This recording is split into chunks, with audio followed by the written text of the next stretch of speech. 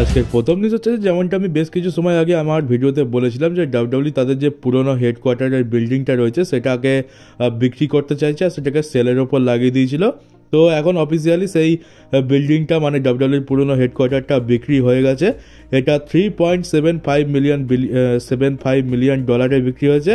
আর এমনটা জানা যাচ্ছে যে এটাকে একটা কমপ্লেক্স অ্যাপার্টমেন্টে চেঞ্জ করে দেওয়া হবে। আর স্যাটারডে নাইটস মেইন ইভেন্টের কথা বলি, স্যাটারডে নাইটস মেইন ইভেন্টের ভ্যালুটা আগের থেকে অনেক বেশি নেমে গেছে। আমরা বুঝে গেছি যে এটা শুধুমাত্র একটা র স্ম্যাকডাউনের মতোই একটা শো যেটাকে ডাব্লিউডাব্লিউ স্পেশাল বানানোর চেষ্টা করে। মানে প্রিমিয়াম লাইভ ইভেন্টের যে সমস্ত ম্যাচ বুক করতে পারে না সেগুলোকে এইখানে বুক করে দেওয়া হবে। তো তেমন আর কোনো ভ্যালু নেই। আর জেউসের কথা কি বলবো, জেউসও তো অনেক বেশি চেষ্টা করলো, মানে কি বলবো, একদম পরপর দুখানা স্পিয়ারও লাগালো, সুপার কিক লাগালো, আবার একটা স্ল্যাশও লাগালো, কিন্তু তার সত্ত্বেও গান্থার এখানে কিক আউট করে দেয়। তো বুঝতে পারছো যে গান্থারকে ডাব্লিউডাব্লিউ কত বেশি পুশ করছে। এরকমভাবে তো আমরা ব্রন ব্রেকারকেও এই মুভটা কিক আউট করতে দেখিনি, কিন্তু গান্থার এই মুভটা কিক আউট করে দেয়। তারপর গান্থার পরপর দুখানা পাওয়ার বম লাগিয়ে এই ম্যাচে জেউসোকে হারিয়ে দেয়। তো গান্থারের টাইটেল হারাটা খুবই মুশকিল একটা জিনিস, যে এত কিছু করার পরেও হারছে না, তাকে হারানোটা সত্যি খুবই কঠিন। আর মনে হচ্ছে জেউসোকে তার ওয়ার্ল্ড টাইটেলের জন্য এখনও বেশ কিছু সময় অপেক্ষা করতে হবে। আর আমাদের মামি রিয়া রিপ্লিও তার চ্যাম্পিয়নশিপ সাকসেসফুলি ভুল ফটো লাগিয়ে দিয়েছি। তো হ্যাঁ, এবার ঠিক আছে, আমাদের মামি রিয়া রিপ্লি সাকসেসফুলি নায়া জ্যাক্সকে হারিয়ে দেয়, তার চ্যাম্পিয়নশিপ রিটেন করে নেয়। আর এই ম্যাচের মধ্যে আমরা ভালো রেসলিংয়ের সাথে সাথে সেই লেভেলের মোমেন্টও দেখতে পাই, যে মোমেন্টগুলো দেখার পর আমাদের লুচ্চা ছেলেপুলেগুলো খুবই আনন্দ পেয়েছে।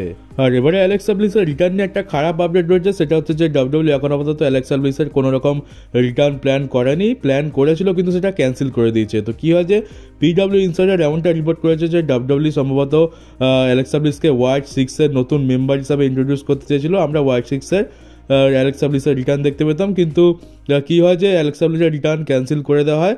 এর পেছনে কারণটা হচ্ছে যে ডাব্লিউডাব্লিউ অ্যালেক্সা ব্লিসের যে রিটার্নটা আছে এটা পুরনো কন্ট্রাক্টের আন্ডারে রাখতে চেয়েছিল, কারণ অ্যালেক্সা ব্লিস তো প্রায় 2 বছর হলো ডাব্লিউডাব্লিউতে নেই, তো সেই টাইমটাও কন্ট্রাক্টেতে অ্যাড করে দিতে চেয়েছিল। কিন্তু অ্যালেক্সা ব্লিস বলেছে যে সে নতুন কন্ট্রাক্টের আন্ডারে রিটার্ন করতে চায়। তো এই নিয়েই হয়ে গেছে দুই পার্টির মধ্যে সমস্যা, না অ্যালেক্সা ব্লিস রাজি হচ্ছে না ডাব্লিউডাব্লিউ রাজি হচ্ছে। তো এর ফলে আপাতত অ্যালেক্সা ব্লিসের রিটার্ন প্ল্যানটা ক্যান্সেল করে দেওয়া হয়েছে। আর যদি এই কদিনের মধ্যে এই অ্যালেক্সা ব্লিস আর ডাব্লিউডাব্লিউর মধ্যে কোনো রকম ডিল ফাইনালাইজ না হয়, তাহলে আমরা হয়তো রয়্যাল রাম্বলেও তাকে রিটার্ন করতে দেখতে পাবো না। আর তাছাড়া দেখতে গেলে ডাব্লিউডাব্লিউ হোয়াইট সিক্সের মধ্যে অ্যালেক্সা ব্লিসকে রিটার্ন করা ছিল, এটা তো আমার খুব একটা পছন্দ হচ্ছে না, কারণ নিকি ক্রসের মতো অ্যালেক্সা ব্লিস ভূত সেজে ঘুরে বেড়াবে, এটা তো দেখতে কেউই চায় না। আমরা চাই অ্যালেক্সা ব্লিসকে সেই পুরনো গডেস ক্যারেক্টার রিটার্ন করতে দেখতে। তো এমনিতেই ডাব্লিউডাব্লিউর ওমেন্স ডিভিশনে বড় বড় স্টারের এমনিতেই খুবই অভাব চলছে, তারপর যদি অ্যালেক্সা ব্লিসকে হোয়াইট সিক্সে দিয়ে দেয় তাহলে তো আরোই খারাপ অবস্থা। এমনিতেই হোয়াইট সিক্সের বুকিং তো ডাব্লিউডাব্লিউ ঠিকঠাক করে না, তাহলে অ্যালেক্সা ব্লিসেরই বা কী বা হবে ওখানে গেলে। এবার দেখা যাক আমরা রয়্যাল রাম্বলেতে তার রিটার্ন দেখতে পাই কিনা। যদি রিটার্ন হয় তাহলে বুঝতে হবে যে ঠিক আছে, ডিল ফাইনালাইজ হয়ে গেছে, আর যদি না হয় তাহলে বুঝতে হবে যে গড়বড় আছে, এখনো পর্যন্ত কোনো রকম ডিল ফাইনালাইজ হয়নি। আর 2K25 গেমের অফিসিয়াল কভার রিলিজ হয়ে গেছে, আর এখানে দেখতে পাচ্ছ কভারে রয়েছে আমাদের দ্য ডেড ম্যান আন্ডারটেকার।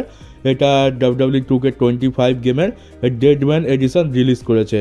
আর রেসলম্যানিয়াতে আন্ডারটেকারের জন্যই কোডি রোডস বলতে পারো যে চ্যাম্পিয়নশিপ জিতেছিল, কারণ রককে যদি আন্ডারটেকার না থামাতো তাহলে কোডি হয়তো এবারেও হেরে যেত। তো সেই জন্যই হয়তো আন্ডারটেকারকে এখানে কভারে রাখা হয়েছে। আর আমাদের ডাব্লিউডাব্লিউ সব থেকে বড় লেজেন্ডকে এই 2025 সালে ডাব্লিউডাব্লিউ 2K25 গেমের কভার ফটোতে দেখে বেশ ভালোও লাগছে। আর তোমরা যেটা জেনে অবাক হবে যে রেসলম্যানিয়া 40 পরে প্রথমবার ট্যাগ টিম চ্যাম্পিয়নশিপ কোনো প্রিমিয়াম লাইভ ইভেন্টে ডিফেন্ড হতে চলেছে।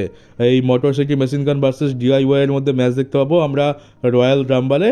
আর রেসলম্যানিয়া 40 পর থেকে এই প্রথমবার এটা হতে চলেছে, মানে প্রায় দেখতে গেলে পুরো বছরটাই চলে গেল, কিন্তু ট্যাগ টিম চ্যাম্পিয়নশিপ ডিফেন্ড করা হয়নি একটাও প্রিমিয়াম লাইভ ইভেন্টে। শুধুমাত্র র স্ম্যাকডাউনেতেই ডিফেন্ড হয়েছে, আর টাইটেল চেঞ্জ সেখানেই হয়েছে।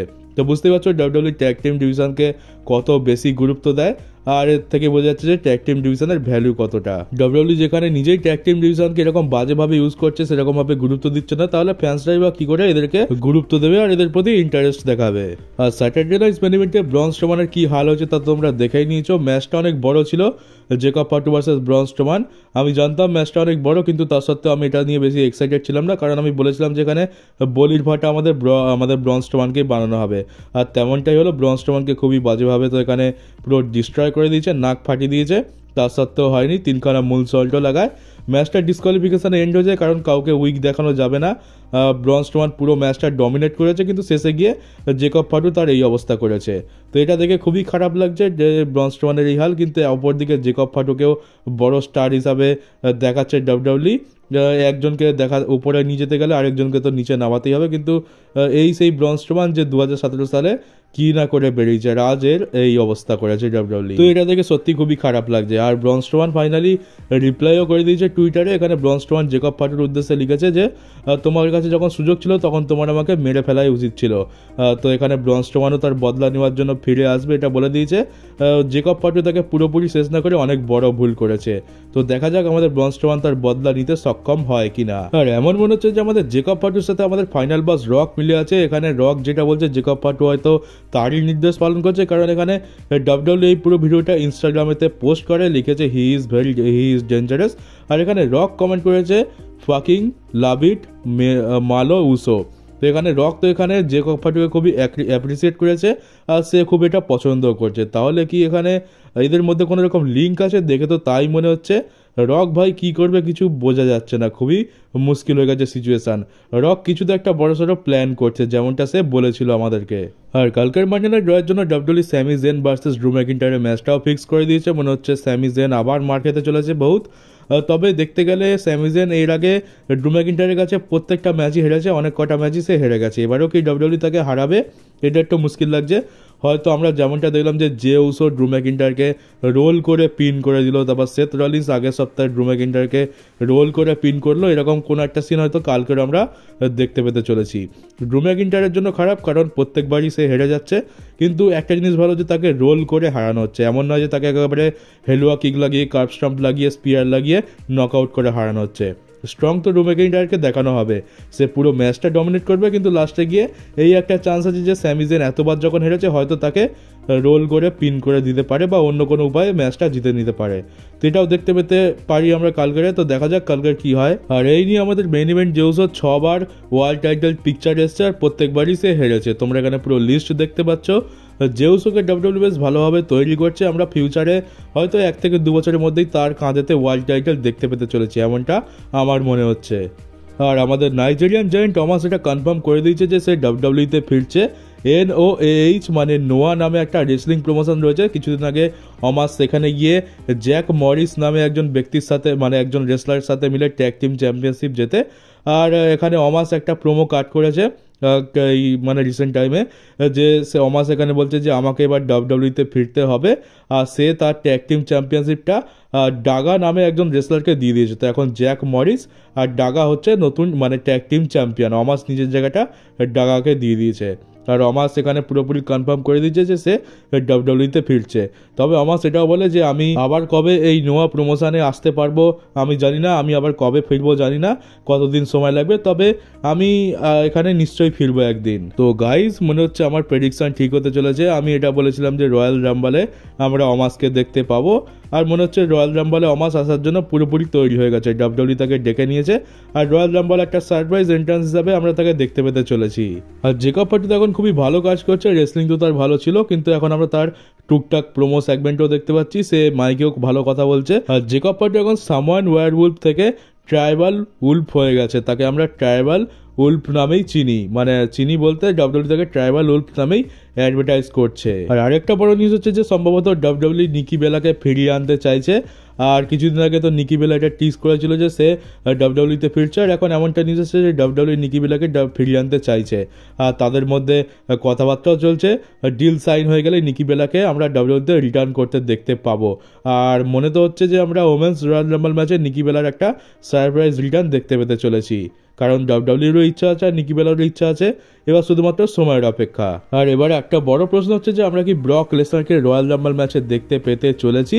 তো আমার মনে হচ্ছে যে হ্যাঁ, আমরা ব্রক লেসনারকে ফাইনালি দেখতে পেতে চলেছি, কারণ দেখো রিসেন্ট টাইমে আমরা অনেক রকম টিজ দেখেছি, ডাব্লিউডাব্লিউ কোথাও না কোথাও ব্রক লেসনারকে তাদের সাথে মেনশন করেই দেয়, সেটা সুপারস্টারের প্রোমো হোক বা কমেন্ট্রি টিম হোক মানে কমেন্টেটারদের কমেন্ট্রি হোক বা অন্য কোনো জায়গা হোক, আমরা ব্রক লেসনারকে জায়গায় জায়গায় মেনশন হতে দেখেছি। আর রিসেন্ট টাইমে ডাব্লিউডাব্লিউ তাদের ইউটিউবেতে 2020 সালের যে রয়্যাল রাম্বল ম্যাচটা ছিল সেখানে ব্রক লেসনারের যে ডমিনেন্স ছিল সেটা পুরো দেখিয়েছে। ব্রক লেসনার রয়্যাল রাম্বল ম্যাচে এন্ড এন্ট্রি নেয়, 14 জনকে এলিমিনেট করে, তারপর ড্রু ম্যাকিন্টার তাকে এলিমিনেট করে, এরকম একটা পুরো ভিডিও সেখানে দিয়েছে। আর এটাকে ডাইরেক্টরস কাট নামে টাইটেল দেওয়া হয়েছে ইউটিউবেতে।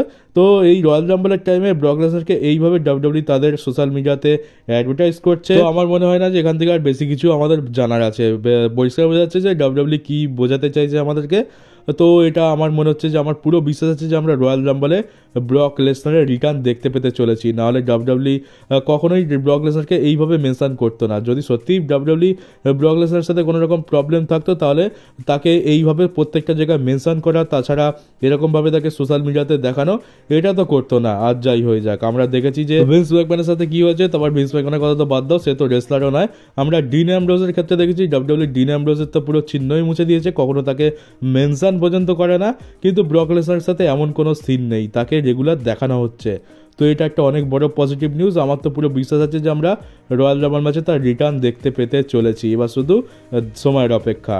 তো এটা খুবই পজিটিভ নিউজ। আমি তো বলেছিলাম যে 1 থেকে 29, মানে আমি যে প্রেডিকশন ভিডিওটা বানিয়েছিলাম তাতে বলেছিলাম যে 1 থেকে 29 অবধি যে কটা সুপারস্টার রয়েছে তা নিয়ে তো কোনো রকম আমার ডাউট নেই যে এরা অনায়াসেই আসতে পারে। কিন্তু প্রবলেম শুধু ব্রক লেসনারকে নিয়েছিল, কিন্তু এখন সেই প্রবলেমটাও দূর হতে দেখতে পাচ্ছি। আমার মনে হচ্ছে 95% চান্স আছে যে ব্রক লেসনার রয়্যাল রাম্বলের ফাইনালে রিটার্ন করতে চলেছে।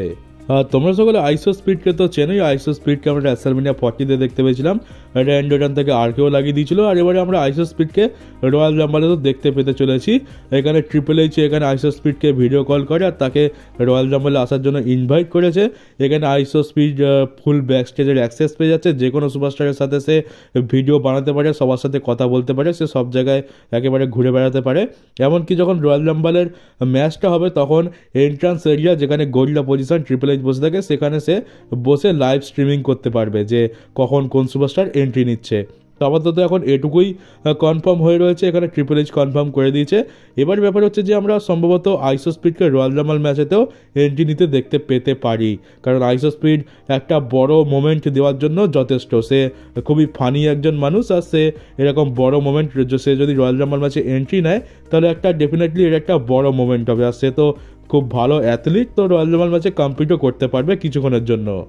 এবার দেখার বিষয় হচ্ছে যে শুধুমাত্র ট্রিপল এইচ তাকে ব্যাকস্টেজে বসিয়ে এটাকে লাইভ স্ট্রিমিং করাবে আর কিছু সোশ্যাল মিডিয়াতে ভিডিও বানাবে, নাকি তাকে আমরা রয়্যাল রাম্বল ম্যাচও দেখতে পাবো।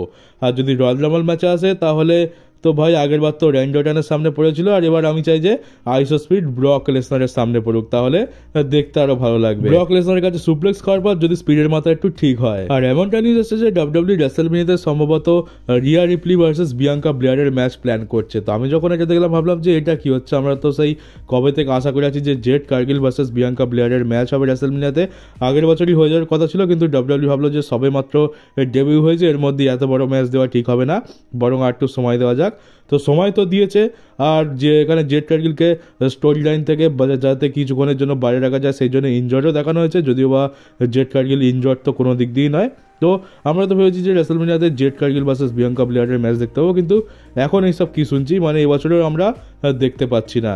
যদি এটা সত্যি হয় তো আমি তো বলবো এত দেরি করে লাভ নেই, যেখানে যেহেতু স্টোরি লাইন অ্যাঙ্গেল এমনটা দেখানো হয়েছে যে জেড কার্গিলের উপর অ্যাটাক হয়েছে, শেষ পর্যন্ত বিয়াঙ্কা ব্লেয়ারই বেরোবে যে জেড কার্গিলের উপর যে অ্যাটাক করেছে, তাহলে জেড কার্গিল ভার্সেস বিয়াঙ্কা ব্লেয়ারের ম্যাচটা করানোই বেশি ভালো হবে। আর মনে তো হয় না যে রিয়া রিপ্লির রেসলম্যানিয়ার অপোনেন্টের জন্য কোনো অভাব পড়েছে। অ্যালেক্সা ব্লিস রয়েছে, বেকি লিঞ্চ রয়েছে, এখানে নায়া জ্যাক্সও রয়েছে, এরকম বড় বড় স্টার তো রয়েছেই, তো এদেরকে দিয়েই করানো যেতে পারে। সেই বেকার বিয়াঙ্কা ব্লেয়ার আর জেড কার্গিলের ম্যাচটা কেন নষ্ট করবে। আর আমি আগের যে ভিডিওটা বানিয়েছিলাম সেটা তোমরা দেখেই নিয়েছো, আমি তাতে কি কি বলেছি। ভেবেছিলাম যাতে অনেক বেশি নেগেটিভ কমেন্ট পাবো, কিন্তু আমি সারপ্রাইজ যে সেখানে আমি অনেক বেশি সাপোর্ট পেয়েছি আর অনেক ভালো ভালো কমেন্ট পেয়েছি। কিছু নেগেটিভ কমেন্টও ছিল, তবে সেগুলো নিয়ে খুব একটা যায় আসে না। তো তাদের মধ্যে থেকে কয়েকটা কমেন্ট দেখবো আর তার কয়েকটা অ্যান্সার দেবো আমি। তো চলো প্রথম যে কমেন্ট রয়েছে সেটা দেখে নিই। এখানে প্রথম কমেন্ট রয়েছে আর মন্ডলের, লিখেছে থ্যাংক ইউ দাদা, যে যাই বলুক তুমি কারোর কথায় কান দেবে না, তুমি তোমার মতো ভিডিও দিয়ে যাও। আমি নিজেও একজন রোমান ফ্যান, আমিও বাস্তবতাটা বুঝি। তো হ্যাঁ ভাই, এরকম ফ্যান্সদের খুবই অভাব রয়েছে, খুব কম ফ্যান্স রয়েছে যারা এই বাস্তবতাটাকে বুঝতে পারে। বেশিরভাগ তো ভাই টক্সিক, শুধুমাত্র সব জায়গায় ঝামেলা করতে ব্যস্ত। এরপর স্মাইলিং এক্সপ্রেসও বলেছে যে দ্য রক রেসলম্যানিয়া 40-তে কোডি ক্রাই বেবি নামটা দিয়েছিল, আর আপনি রোমান রেন্সকে ক্রাই বেবি বলছেন, কথাটা শুনে খুবই ভালো লাগলো। তো হ্যাঁ ভাই দেখো, কেন বলবো না, কারণ কোডির ফ্যান্স থেকে রোমানের ফ্যান্সরাই বেশি কান্নাকাটি করে। এরা সেই 2014 থেকে কান্নাকাটি শুরু করেছিল, 2014 থেকে 2020 সাল অবধি কান্নাকাটি করলো, তারপরে মাঝখানে কিছুদিন কান্নাকাটি বন্ধ ছিল, এখন আবার এরা কান্নাকাটি শুরু করেছে। তো এদেরকে আমি ক্রাই বেবিস বলবো না তো কাদেরকে বলবো? এরপর মোহাম্মদ আবু হোসেন ভাই বলছে যে ভাই আপনার এইভাবে কথা বলা উচিত হয়নি। তো হ্যাঁ, তুমি ঠিকই বলেছো, আমার এইভাবে কথা বলা উচিত হয়নি, বরং এর থেকেও আরও বাজেভাবে কথা বলা উচিত ছিল। রোমান ক্রাই বেবিসরা এটাই ডিজার্ভ করে। আর এমনি তো রোমানের ফ্যানরা আমার সাথে যে ব্যবহার করেছে, যেভাবে উল্টোপাল্টা কথা বলেছে, আমি তো তার আর্ধেকও করিনি। তারা তো উল্টোপাল্টা গালাগালিও দিয়েছে আমাকে, কিন্তু আমি তো তাদেরকে কোনো রকম গালাগালি দিইনি, শুধুমাত্র ভদ্রভাবেই তাদেরকে উত্তর দেওয়ার চেষ্টা করেছি। আর এমন তো নয় যে আমি তাদেরকে বোঝানোর চেষ্টা করিনি, আমি তাদেরকে বোঝানোর চেষ্টা করেছি। তারা অনেক উল্টোপাল্টা কথা বলেছে, কিন্তু আমি প্রায় 1 থেকে 1.5 মাস সময় ধরে বোঝানোর চেষ্টা করেছি। এবারে না বুঝলে আমি কি করব? তারা বোঝেনি, তাই বাধ্য হয়ে আমাকেও হিল টার্ন করতে হয়েছে, আমাকে আমার হিল ক্যারেক্টার দেখাতে হয়েছে। তো রোমান ক্রাই বেবিস তোমরা ভাই যা পারে বলে নাও, আমার তো কিছু যায় আসে না, আমি তো আমার এরকমভাবেই ক্যারেক্টার প্লে করে যাব। এরপরে MRSU ব্লগ কমেন্ট করেছে যে স্যার আপনার ইউটিউব ইনকাম কত? তো হ্যাঁ, এটা একটা খুবই ভালো প্রশ্ন বলতে পারো, আর অনেকের ডাউট রয়েছে। তো দেখো ভাই, একটা কথা বলে দিই, তোমাদের অনেকের ধারণা হচ্ছে যে ইউটিউবার মানেই ভাই অনেক টাকা ইনকাম, কিন্তু না, বাস্তবতাটা এরকম নয়। হ্যাঁ, অনেক ইউটিউবার আছে যাদের অনেক মিলিয়ন্স ভিউজ আছে, তাদের ইনকাম অনেক বেশি, তারা ভালো মতো ইনকামও করে, কিন্তু তার জন্য মিলিয়ন ভিউজও চাই। তো 1 মিলিয়নে হয় 10 লাখ, আর আমার তো ভাই 10,000 কখনো ভিউ আসেনি জীবনে, এসছে তবে একটা ভিডিওতেই বড় জোর এসেছিলো 10,000 ভিউ। আমি তো 5,000 ভিউই অনেক কষ্টে 9 মাসে 6 মাসে একবার কোনো একটা ভিডিওতে হয়ে যায়। তো আমার তো অবস্থা বুঝতেই পারছো। তো এটা হচ্ছে একটা রিয়ালিটি। তোমরা ভাবছো যে আমার ইনকাম ভালো আছে, না, সেরকম কিচ্ছু নেই। আসলে ইউটিউবের একটা ক্রাইটেরিয়া থাকে যে তোমাকে প্রতি মাসে ইউটিউব থেকে পেমেন্ট করা হবে, কিন্তু শর্ত হচ্ছে যে তোমাকে মিনিমাম $100 তো ইনকাম করতেই হবে। এবার যদি তোমার $100 ইনকাম না হয়, তাহলে তুমি পেমেন্ট পাবে না। আর ধরো, বুঝিয়ে বলছি ব্যাপারটা, ধরো কোনো মাসে তোমার $100 হলো না, তোমার $80 হলো, তাহলে তুমি সেই মাসে পেমেন্ট পেলে না। এবারে তুমি আরও 1 মাস তুমি খাটলে, ভিডিও বানালে, আর তোমার আরও $40 ইনকাম হলো, তাহলে টোটাল হচ্ছে $120। তাহলে তোমার $100 কমপ্লিট হয়ে গেছে, তাহলে তুমি পরের মাসে ওই $120 পেমেন্টটা পেয়ে যাবে। তো এইরকম তোমার ব্যালেন্স তোমার খাতাতেই জমা হচ্ছে, কিন্তু শর্ত এটাই যে তুমি প্রতি মাসে পেমেন্ট পাবে, কিন্তু কম করে হলে তোমাকে $100 জমা করতে হবে। আর আমার চ্যানেল মনিটাইজ হয়েছে সেই 2024 সালের মে মাসে, আর তখন থেকে এখনও পর্যন্ত আমার $100 এখনও কমপ্লিট হয়নি। তো বুঝতেই পারছো, এখনও পর্যন্ত আমি 1 টাকাও পাইনি ইউটিউব থেকে। আর $100 করতে আমার এখনও কম করে হলেও 1 থেকে 2 মাস টাইম লাগবে, যেরকমভাবে ইনকাম হচ্ছে। তো এটাই হচ্ছে রিয়ালিটি আমার, যেটা সত্যি সেটাই বললাম। তো ভাই, অত কিছু ভাবার কিছু নেই যে আমি একদম টাকার গদিতে বসে আছি। আমাকে আমার চ্যানেলটা আরো বড় বানাতে হবে, আর অফকোর্স ইনকামের জন্য আরো ভিউ বাড়াতে হবে। আর এবার তোমাদের একটা রোমান ক্রাই বেবিসের কমেন্ট দেখাচ্ছি, তোমরা সবার উপরের কমেন্টটা নোটিস করো। এখানে লিখেছে যে তুই পারলে 2টা ভিডিও রোমানকে, আচ্ছা রোমান লিখেছে, আমি তো দেখছি রমান লিখেছে, মানে বানান ভুল। তো রমানকে ছাড়া 2টো ভিডিও বানা দেখি কি বানাস তোর কডিকে নিয়ে। তো ভাই, আগে তো বললো ভাই বানান ঠিক করে শিখে আয়, মনে তো হয় না তুই কোনোদিন স্কুলে গেছিস, স্কুলে গেলে এত খারাপ তো বানানোর অবস্থা হতো না। তো দেখ ভাই, তুই যে কথাটা বলছিস যে 2টো ভিডিও রোমানকে ছাড়া বানা, তো আমি সেই কাজটা এর আগে অলরেডি করে বসে আছি। আমি 2টো নয়, ওর থেকে বেশি ভিডিও আমি রোমানকে ছাড়া বানিয়েছি। ভিউ কামানোর জন্য আমি জবরদস্তি রোমানকে কোনো ভিডিওতে ঢোকাই না। যখন রোমান রিলেটেড কোনো নিউজ থাকে, রোমান রিলেটেড কোনো কথা বলার থাকে, তখনই শুধুমাত্র থাম্বনেলেতে রোমানের ফটো দিই, আর ভিডিওতে রোমানকে নিয়ে কথা বলি। তো জোর জবরদস্তি আমি কোনো ভিডিওতে রোমানকে ঢোকাই না। তো এই নিয়ে তো ভাই তুই কিছু বলতে পারবি না, আর বললেও কিছু যায় তো আসে না। আর লেখা রয়েছে যে এখানে রমানি, ভাই এখানে রোমানকে তো ভাই ঠিক করে লেখ, তুই নাকি রোমানের এত বড় ফ্যান, তো রোমানের বানানের এই হাল। আমার মনে হচ্ছে আমি রোমানকে নিয়ে নয়, বরং রোমানের বাগানের মালিকে নিয়ে কথা বলছি। এখানে লিখেছে রমানি, আর এই কমেন্টটা দেখাইস ভিডিওতে। তো নে ভাই, দেখিয়ে দিয়েছি তোর কমেন্ট ভিডিওতে। আমি ভাই সত্যির থেকে পালাই না, যেটা সত্যি আমি সেটাই দেখাই, আমি সত্যিকে ভয় পাই না। আর লিখেছে আর কিছু বললাম না। না ভাই, তুই আর কিছু বলতেও পারবি না, কারণ তোর কাছে কোনো লজিক নেই। লজিক থাকলে তুই আর এই কথাগুলো বলতিস? তুই লজিক ছাড়া তো কথা বলছিস এমনিতে, তোর কথায় কোনো যুক্তি নেই। আর তুই বলবি বা কি? তুই বড়জোর উল্টোপাল্টা 2টো কথা বলতে পারবি। তোর শিক্ষার তো অভাব রয়েছে, আর তুই জীবনে তো কোনোদিন স্কুলে যাস না। পেটে 2টো বিদ্যা থাকবে, তারপরেই তো তুই কোনটা ভুল আর কোনটা ঠিক সেটা বিচার করতে পারবি। আর তাছাড়া তোর বানানের যা হাল দেখছি ভাই, তুই ভাই আর কমেন্ট করিস না, তুই এমনিতেই রোমানকে নিজে অপমান করছিস, যা দেখছি বানানের হাল। তো তো আর কি বলবো ভাই, এই তো হচ্ছে রোমানের টক্সিক ফ্যানদের অবস্থা। আর নিচে দুই ভাই এখানে তাকে রিপ্লাই দিয়েছে, একজন লিখেছে রোমান ইজ ফালতু আর একজন লিখেছে রোমান ক্রাই বেবিস। তো এইটাই বলবো যে তোমরা রোমান ক্রাই বেবিস যারা আছে তাদেরকে এইভাবে রিপ্লাই দাও, বেশি তর্ক করো না, কারণ এদের মাথায় বুদ্ধি নেই, এদেরকে কিছু বলেও লাভ নেই, কথায় কথা বাড়ে, শুধুমাত্র রোমান ক্রাই বেবিস বলো আর চলে যাও। তো এই কমেন্ট দুটো আমার এই জন্যই দেখানো। আর তোকে বলবো ভাই, তুই যা তো বড়াই করে বলছিস যে আর কিছু বললাম না, তো ভাই তুই কিছু বলার চেষ্টাও করিস না, কারণ তুই যদি উল্টো পাল্টা কমেন্ট করিস আমি তোকে ব্লক করে দেবো, কারণ এইরকম আবর্জনার আমার কোনো দরকার নেই। আমি শুধুমাত্র আসল রেসলিং ফ্যান্সদের নিয়েই চলি, তোর মতো আলতু ফালতু অশিক্ষিত আবাল রোমানের টক্সিক ফ্যানদের জন্য আমার কাছে কোনো জায়গা নেই। তো রোমান ক্রাই বেবিস ভাগ এখান থেকে। তো চলো গাইজ, এই ভিডিওটা এই পর্যন্ত ছিল। রোমানের টক্সিক ফ্যানদের পাত্তা দিও না, আমি তোমাদেরকে বলবো, আর আমিও বেশি পাত্তা দেবো না, শুধুমাত্র রোমান ক্রাই বেবিস লিখে কমেন্ট করে দাও, বাস এতেই এদের জ্বলে যাবে। তো চলো গাইজ, এই ভিডিওটা এই পর্যন্তই ছিল। কেমন লাগলো কমেন্ট বক্সে অবশ্যই জানিও। নতুন হয়ে থাকলে চ্যানেলটাকে সাবস্ক্রাইব করে নোটিফিকেশন বেলটাকে অন করে দাও, ভিডিওটাকে শেয়ার করতে ভুলো না। তো চলো, দেখা হচ্ছে তোমাদের সাথে আমার পরের WWE একটা নিউজ ভিডিওতে।